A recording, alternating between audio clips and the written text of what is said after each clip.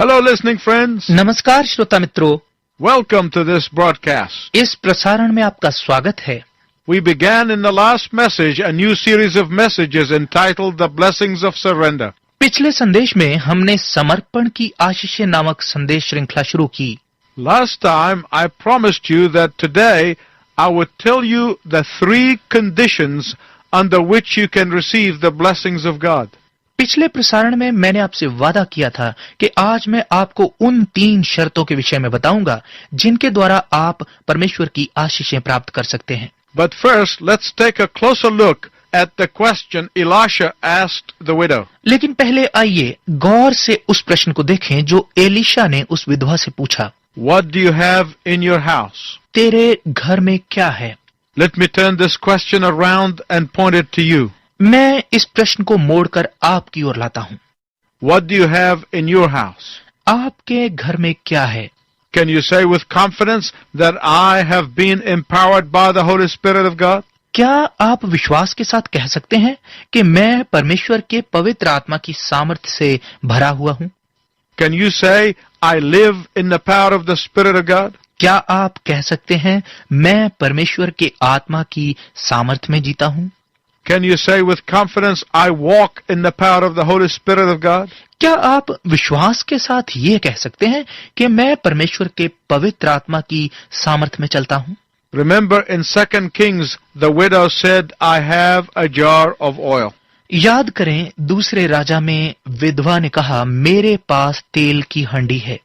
When Elisha heard that she had a jar of oil, here's what he said. जब Elisha ने सुना कि उसके पास तेल की एक हंडी है तो उसने कहा, Lady, you have everything. स्त्री, तेरे पास सब कुछ है। There are so many Christians who have the Holy Spirit, but like this woman, they do not know the secret of His potential power. बहुत सारे ऐसे मसीही हैं जिनके पास पवित्र आत्मा है, लेकिन इस स्त्री की तरह वो इसकी संभावित शक्ति के रहस्य को नहीं जानते। They do not know the secret of His energy. वो उसकी शक्ति के रहस्य को नहीं जानते। They live in ignorance of the secret of His majesty. वो उसके प्रताप के रहस्य की अवहेलना में जीते हैं। And when Elisha looked into the situation, और जब एलीशा ने स्थिति को देखा, he immediately told her about the conditions under which this jar of oil would become a vital reality. उसने तुरंत उस स्त्री को उन शर्तों के विषय में बताया जिनके द्वारा तेल की ये हांडी जीवन के लिए अति आवश्यक वास्तविकता बन जाएगी। First, however, let's review the passage from 2 Kings chapter 4. पहले आइए फिर से दूसरा राजा 4 अध्याय के इस भाग को पढ़ें।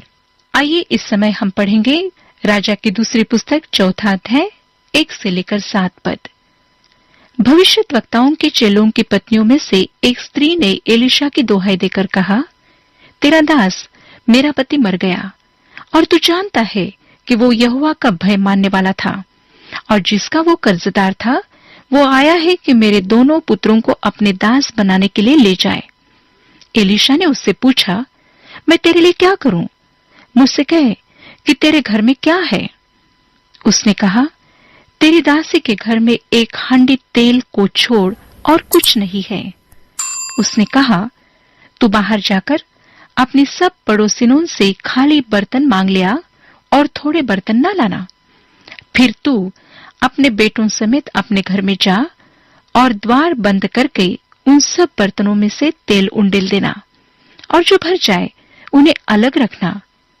तब वो उसके पास से चली गई और अपने बेटों समेत अपने घर जाकर द्वार बंद किया। तब वे तो उसके पास बर्तन लाते गए और वो उंडेलती गई। जब बर्तन भर गए तब उसने अपने बेटे से कहा, मेरे पास एक और भी ले आ। उसने उससे कहा, और बर्तन तो नहीं रहा। तब तेल थम गया। तब उसने जाकर परमेश्वर के भक्त को ये बता दिया और उसने कहा, जा तेल बेचकर ऋण भर दे और जो रह जाए उससे तू अपने पुत्रों सहित अपना निर्वाह करना। After assessing the woman's problem, Elisha immediately set forth conditions under which the jar of oil would become a reality. उस स्त्री की समस्या पर गौर करने के बाद एलीशा तुरंत शर्तें सामने लाता है जिनसे तेल की हांडी एक सच्चाई बन जाएगी। The first condition was this: पहली शर्त ये थी, go and get lots of empty jars. जाओ और बहुत सारे खाली बर्तन ले आओ। In verse 3 he said, 3 पद में उसने कहा, go borrow vessels, do not just get a few. जाओ बर्तन मांग कर ले आओ, थोड़े से मत लाना। What are the borrowed vessels? उधार मांगे हुए बर्तन क्या हैं? They are the woman's capacity to receive.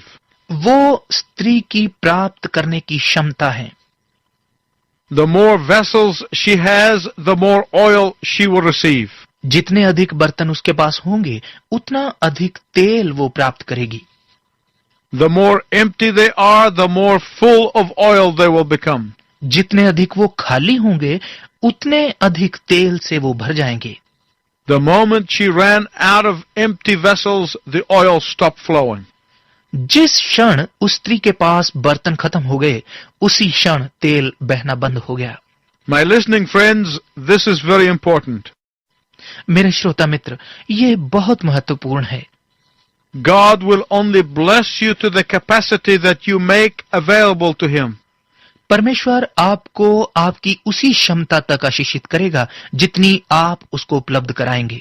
When you are filled with the spirit of bitterness, God's spirit will stop pouring. जब आप कड़वाहट की आत्मा से भरे होते हैं तो परमेश्वर का आत्मा बहना बंद कर देगा। When you are filled with a critical spirit and the cantankerous spirit, God's spirit will stop pouring. जब आप आलोचक और चिड़चिड़े आत्मा से भरे हुए हैं तो परमेश्वर के आत्मा का बहाव रुक जाएगा। When you are filled with the spirit of me and mine, God's spirit will stop pouring. जब आप मैं और मेरा वाली आत्मा से भर जाते हैं तो परमेश्वर का आत्मा बहना बंद कर देता है। When you are filled with the spirit of greed and covetousness, the spirit of God will stop pouring.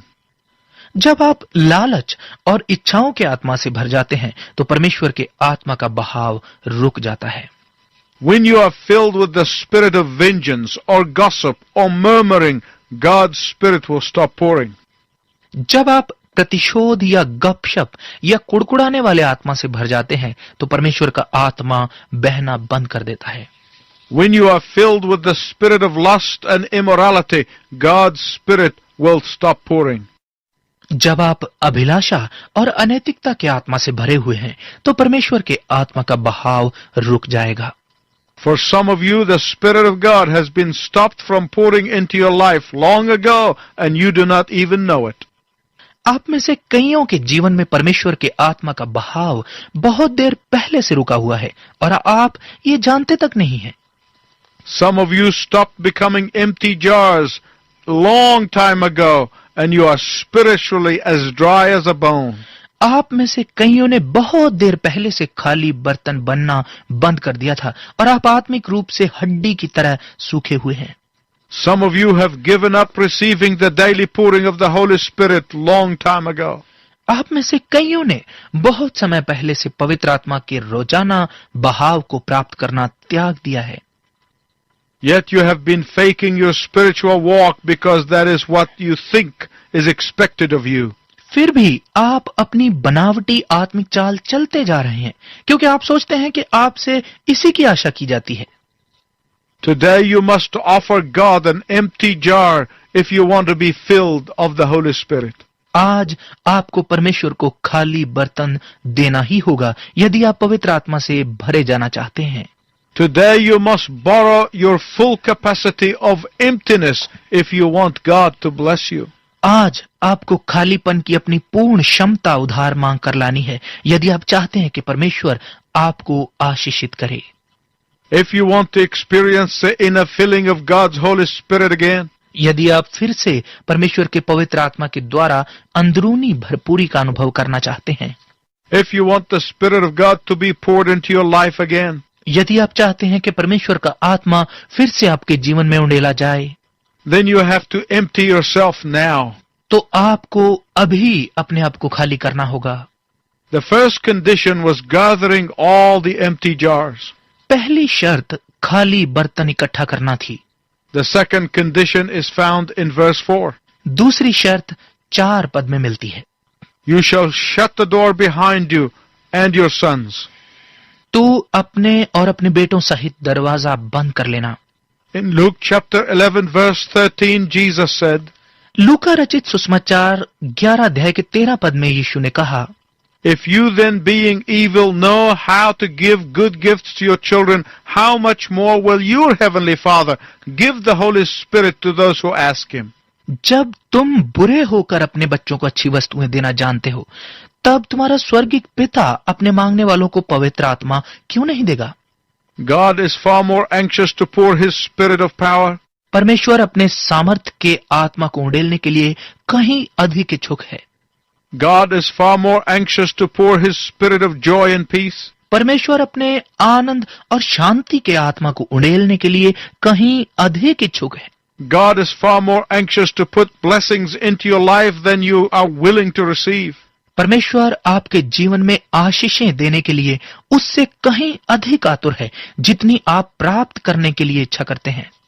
Get into your prayer closet and shut the door. अपने प्रार्थना कमरे में जाइए और दरवाजा बंद कर लीजिए। Shut the door of anxiety behind you. चिंता का दरवाजा बंद कर दीजिए। Shut the door of fear behind you. भय का दरवाजा बंद कर लीजिए। Shut the door of worldliness behind you. संसारिकता का दरवाजा बंद कर दीजिए। Shut the door of legitimate and illegitimate disturbance behind you. वैध और अवैध बाधाओं का दरवाजा बंद कर दीजिए। Shut the door of worldliness and worldly noise behind you. संसारिकता और संसारिक शोर का दरवाजा अपने लिए बंद कर दीजिए। Shut the door of your busy social life behind you. अपने व्यस्त सामाजिक जीवन का दरवाजा बंद कर दीजिए। And do business with God, for He wants to give you more generously than you have been willing to receive. और परमेश्वर के साथ काम कीजिए, क्योंकि वो आपको उससे कहीं अधिक उदारता के साथ देना चाहता है जितना आप प्राप्त करने की इच्छा करते हैं। There is a third condition found in this passage. इस हिस्से में तीसरी शर्त भी मिलती है। The third condition is the yielding spirit. तीसरी शर्त है समर्पण का आत्मा। Think about it. इसके बारे में सोचें। The woman has but a drop of oil, and yet Elisha tells her to go out and borrow as many empty vessels as she can find. उस स्त्री के पास केवल थोड़ा सा तेल है और फिर भी एलीशा उससे कहता है कि वो बाहर जाए और जितने बर्तन वो ला सकती है मांग लाए। It is unbelievable. ये अविश्वसनीय है। But all miracles are unbelievable. लेकिन सभी चमत्कार अविश्वसनीय होते हैं। But because she yielded and surrendered, the miracle happened. लेकिन क्योंकि वो झुक गई और उसने समर्पण किया, इसीलिए आश्चर्यक्रम हुआ। And God will do the same for us if we yield. और परमेश्वर हमारे लिए भी ऐसा ही करेगा यदि हम समर्पण करते हैं। It is only when we are broken and feeling inadequate that God's work of pouring His blessings has just begun. जब हम टूटे हुए हैं और अभाव महसूस करते हैं, केवल तभी परमेश्वर का आशीषें उड़ेलने का काम शुरू होता है। God cares whether you have yielded to Him or not. परमेश्वर चिंता करता है चाहे आपने उसके सामने समर्पण किया है या नहीं।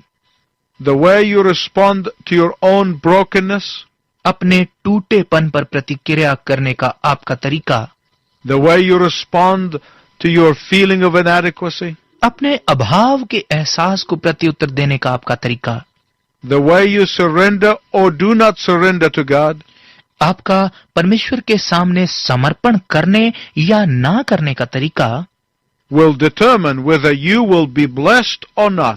ये तय करेगा कि आप आशीषित किए जाएंगे या नहीं। The founder of a large Christian organization once asked, एक बहुत बड़ी मसीही संस्था के संस्थापक से एक बार पूछा गया, "What is the secret of your success?" आपकी सफलता का रहस्य क्या है? He said, "If there is a secret, it is this.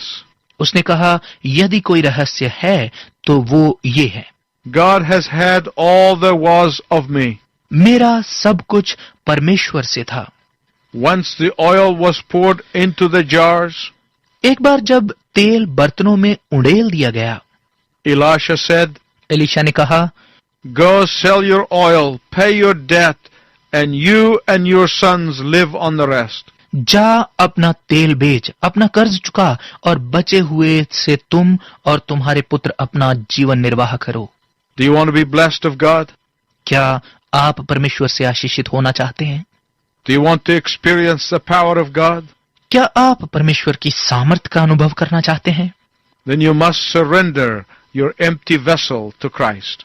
तो आपको अपना खाली बर्तन मसीह को समर्पित करना आवश्यक है।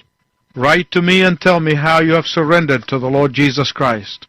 मुझे लिखें और बताएं कि प्रभु यीशु मसीह के सामने आपने कैसे समर्पण किया है। Until we meet again, I wish you God's richest blessing. दोबारा मिलने तक मैं आपके लिए परमेश्वर की उत्तम आशीष की कामना करता हूं।